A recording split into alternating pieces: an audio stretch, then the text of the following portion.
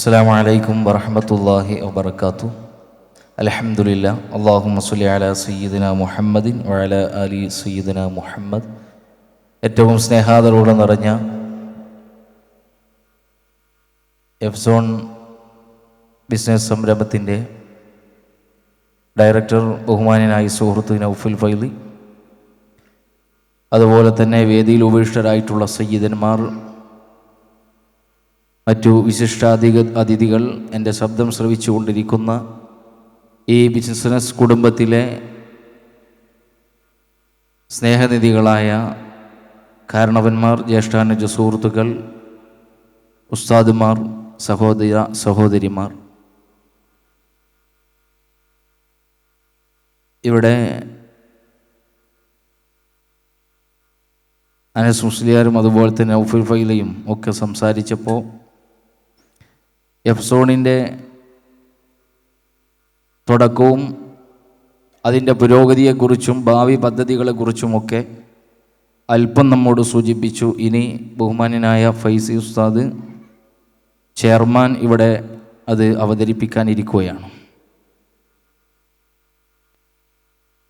നൗഫൽ ഫൈസി സൂചിപ്പിച്ചതുപോലെ എന്തുകൊണ്ടാണ് കുറഞ്ഞ വർഷക്കാലം കൊണ്ട് എഫ്സോൺ ഇങ്ങനെ ഇൻവെസ്റ്റേഴ്സിനെ കണ്ടെത്തുകയും പുരോഗതി പ്രാപിക്കുകയും ചെയ്തത്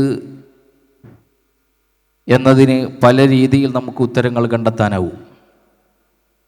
പരിശുദ്ധ ഖുർആനിലെ നമുക്കൊക്കെ സുപരിചിതമായ ഒരു സൂക്തമാണ് സൂറത്തു ഖുറൈശ്. ലിഇലാഫി ഖുറൈശ് ഇലാഫിഹിം റിഹ്ലത്തശ് ശിതാഇ വസ്സൈഫ് ഫല്യഅ്ബുദൂ റബ്ബ ഹാദൽ ബൈത്ത് അല്ലദീ അത്അമഹും മിൻ ജൂഇൻ വആമനഹും മിൻ ഖൗഫ്.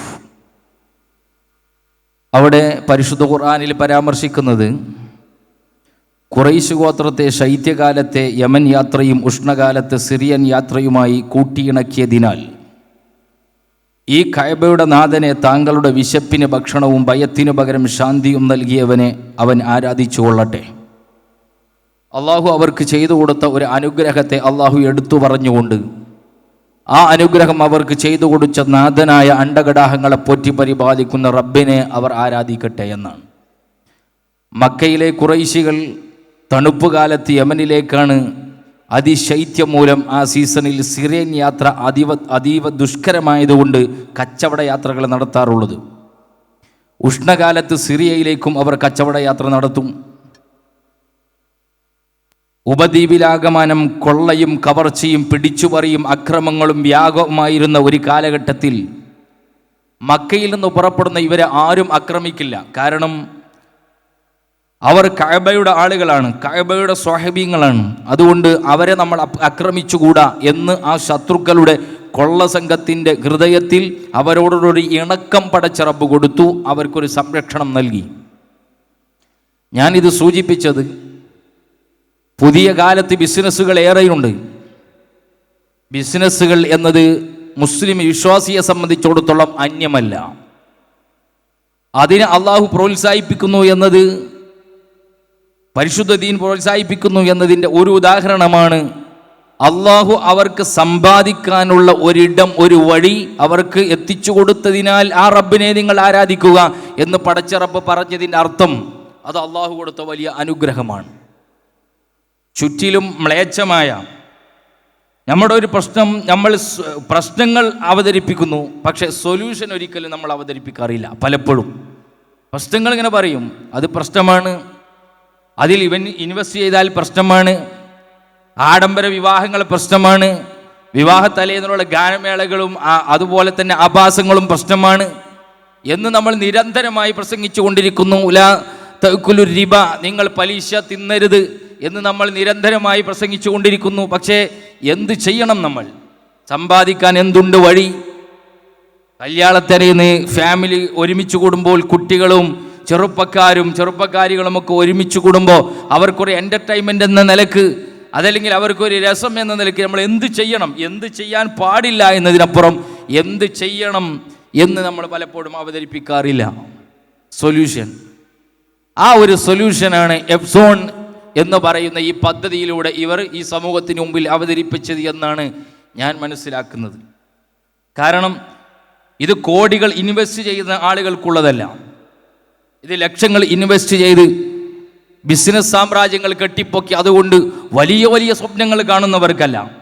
പക്ഷേ സാധാരണക്കാരായ ആളുകൾക്ക്, പലപ്പോഴും നമ്മൾക്ക് ഇതിൻ്റെ ഇൻവെസ്റ്റേഴ്സിനെ കുറിച്ച് പഠിച്ചാൽ അറിയാം, സാധാരണക്കാരായ ഉസ്താദുമാർ, അതുപോലെ നമ്മുടെ പ്രവർത്തകർ, അതുപോലെ ഇടത്തരം കുടുംബങ്ങൾ, ആ കുടുംബനാഥന്മാർ, ഇവരൊക്കെയാണ് അവരുടെ ഉള്ള സമ്പാദ്യത്തിൽ നിന്നും ഇതിൽ ഇൻവെസ്റ്റ് ചെയ്തുകൊണ്ട് അവർക്കൊരു സ്ഥിര വരുമാനമായി മാസം അവർക്ക് വലിയൊരു തണലായി ഈ ബിസിനസ് സംരംഭം ഇങ്ങനെ ഉയർന്നുകൊണ്ടിരിക്കുകയാണ്. അതുകൊണ്ട് ഈ ഒരു സൊല്യൂഷനായി പ്രശ്നങ്ങൾ അത് അവതരിപ്പിക്കുന്നതിന് പകരം, നമ്മൾക്കറിയാം ഇവരൊക്കെ ദീനീ രംഗത്ത് പഠിച്ചവരും അങ്ങനെ പ്രവർത്തിച്ചു കൊണ്ടിരിക്കുന്നതിനും ഇടയിൽ വ്യത്യസ്തമായി ചിന്തിക്കാൻ അവർക്ക് കഴിഞ്ഞു എന്നത് ഈ പുതിയ കാലത്ത് നമുക്കിടയിൽ അവതരിപ്പിക്കാൻ പറ്റിയ ഒരു വിപ്ലവകരമായ പ്രവർത്തനമായിരുന്നു എപ്സോൺ. അതുകൊണ്ടാണ് അൽഹംദുലില്ലാഹ് ഇന്ന് ഇത് വ്യത്യസ്തമായതുകൊണ്ട് തന്നെ വ്യത്യസ്തമായ രീതിയിൽ നമ്മുടെ സമൂഹത്തിനിടയിൽ ഇതിന് വളരാനുള്ള ഇടമുണ്ടായി, അതിന് ഉയർന്നു പറക്കാനുള്ള ആകാശമുണ്ടായി. ഇനിയും അതിന് ഉയർന്നു പറക്കേണ്ടതുണ്ട്. അതിനുവേണ്ട ആകാശം ഒരുക്കേണ്ട പണി നമ്മളെ പോലെ ഇതിൻ്റെ സംരംഭകരായി, ഇതിനോട് കൂടെ ഇൻവെസ്റ്റേഴ്സായി ഇതിനോട് കൂടെ നിൽക്കുന്ന നമ്മളാണ്. നമ്മളിട്ട കാശിന് എത്ര ഡിവിഡൻഡ് മാസം വരുന്നു എന്ന പ്രതീക്ഷക്കപ്പുറം ഞാൻ കൂടി പങ്കാളിയായ ഈ സംരംഭം അത് ഉയർന്നു പറക്കേണ്ടതുണ്ട് എന്ന ഒരു ലക്ഷ്യബോധം കൂടി അവരോടുകൂടെ നമ്മൾ നിന്നുകൊണ്ട് നമ്മൾ കൂടി അതിന് ശ്രമിക്കേണ്ടതുണ്ട്. അതെങ്ങനെയാണ്? നമ്മുടെ ചുറ്റുപാടുകളിലേക്ക് ഇതിൻ്റെ സന്ദേശങ്ങൾ എത്തിച്ചു കൊടുത്ത്, നമ്മുടെ ചുറ്റുപാടുകളിലേക്ക് ഇതിൻ്റെ പദ്ധതികൾ എങ്ങനെയാണെന്ന് അവർക്ക് വിവരിച്ചു കൊടുത്ത് ഇതുമായി അടുപ്പിച്ച് ഇങ്ങനെ ഒരു സംരംഭത്തെ നമ്മൾ പ്രോത്സാഹിപ്പിക്കേണ്ടതുണ്ട്. കാരണം നമുക്ക് ഇന്ന് മറ്റു പല സംരംഭങ്ങളും നമ്മുടെ മുന്നിലേക്ക് വരുമ്പോൾ എവിടെ കോടികളുടെ തട്ടിപ്പുകളുണ്ടായാലും പ്രശ്നങ്ങളുണ്ടായാലും അവിടെയൊക്കെ നമ്മുടെ സമുദായത്തിൽ പല ആളുകളും ചിലപ്പോഴൊക്കെ മിണ്ടാതിരിക്കും. കാരണം ഭക്ഷണത്തരാണല്ലോ ആളുകൾക്ക് മുമ്പിൽ പറഞ്ഞാൽ ഇജും അതിൽ പോയി പെട്ടോ എന്ന് ചോദിക്കുന്ന വളരെ മാന്യന്മാരായ വളരെ പ്രഗത്ഭരായ ആളുകൾ പെട്ടുപോകുന്ന ഒരവസ്ഥ. കാരണം നമ്മൾ തത്രപ്പാടിലാണ്. എങ്ങനെയെങ്കിലും 10 രൂപ സമ്പാദിക്കാനുള്ള തത്രപ്പാടിൽ എവിടെയെങ്കിലൊക്കെ കൊണ്ടുപോയി അതിന് ഇൻവെസ്റ്റ് ചെയ്യുക എന്നതിനപ്പുറം മാത്രമല്ല, ഇതിൽ നിന്ന് കിട്ടുന്ന ലാഭവിഹിതങ്ങൾ ഇതുകൊണ്ട് വളരുന്നത് കേവലം നമ്മുടെ ഒരു വ്യക്തികളുടെ വീടുകൾ ഇങ്ങനെ പോറ്റി മുന്നോട്ട് കൊണ്ടുപോകുക എന്നതിനപ്പുറം അവർക്ക് വിവിധങ്ങളായ കാഴ്ചപ്പാടുകളുണ്ട്. സാമുദായിക രംഗത്ത്, സാംസ്കാരിക രംഗത്ത് ഒരു സംസ്കാരത്തെ വളർത്തിക്കൊണ്ടുവരാനുള്ള ഒരു ശ്രമത്തിലാണ് എപ്സോൺ കുടുംബം ഫാമിലി മുന്നോട്ട് പോകുന്നത്. അതിനെക്കുറിച്ച് ഇൻഷാ അല്ലാഹ് ചെയർമാൻ ഫൈലി ഉസ്താദ് അവർകൾ ഇവിടെ സംസാരിക്കും. അതുകൊണ്ട് ഈ ഫാമിലി മീറ്റിന് എല്ലാവിധ ആശംസകളും അറിയിച്ചുകൊണ്ട് അവസാനിപ്പിക്കുന്നു. വ ആഖിറു ദഅവാനാ അൽഹംദുലില്ലാഹി റബ്ബിൽ ആലമീൻ. അസ്സലാമു അലൈക്കും വറഹ്മത്തുള്ളാഹി വബറകാതുഹു.